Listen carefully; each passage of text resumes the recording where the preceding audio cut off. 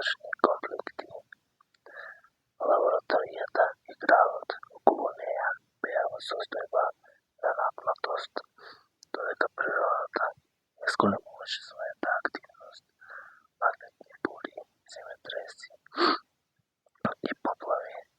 Човечките проблеми стануваа многу повеќе посложени. Во тимот на Елијан Ривера се појавија првите сериозни конфликти. Некои инженери сметаа дека треба да се забрза изградбата на бродот, ризикувајќи тестирања и безбедност. За да се спасат што повеќе луѓе, други пак инсистираа на внимателност и строги проверки. Не можеме да го рискуваме животот на 6000 луѓе, рече Гирасолис. На состанокот секоја скратување на процедурите може да се преврне во голема катастрофа. Но, ако чекаме премногу, можеби нема да има доволно време за спасување на сите, одговори доктор Вален Ли. Не можеме да дозволиме да се изгуби човештвото само затоа што сме предпазливи. Но, меѓутоа, конфликтите не беа само технички. Дел од населението револтирани од тоа што избраните 6000 луѓе ги беват вместени во бродот. Почнаа да планираат саботажи.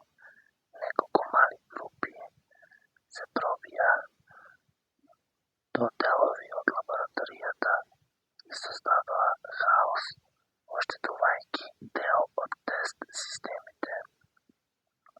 Не можеме да дозволиме ова да се случи повторно, рече Елијан, додека заедно со тимот ги попрвуваа оштетените криокабини.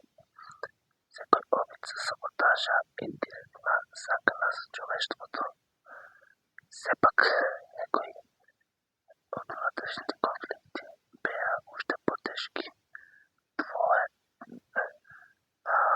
Двојецот инженери почнаа да се сомневаат во лидерството на Елијан, поставувајќи прашања за тоа кој ги има право на спасување, зашто да се спасат едни, а други не. Како да го определиме приоритетот? Елијан се обиде да ги убеди. Ова не е лична одлука. Секој избор што го правиме е за иднината на човештвото. Ова не е совршено, но мораме да бидеме рационални. Мара, која беше присутна на состанокот, го гледаше Елијан со тивка загриженост. Сите овие конфликти може да го уништат проектот уште пред да започне. Тимот мораше да најде баланс меѓу брзина и безбедност, доверба и контролирање на сомнежите. Во исто време, природата продолжуваше да создава непредвидливи ризици.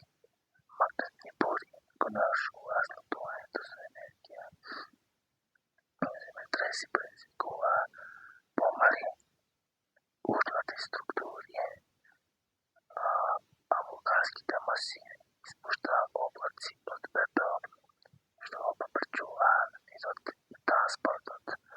На крајот на епизодата, камерата прикажуваше лабораторијата и градот околу неа. Светлото трепереа поради магнетните бури, а екипата стоеше обединета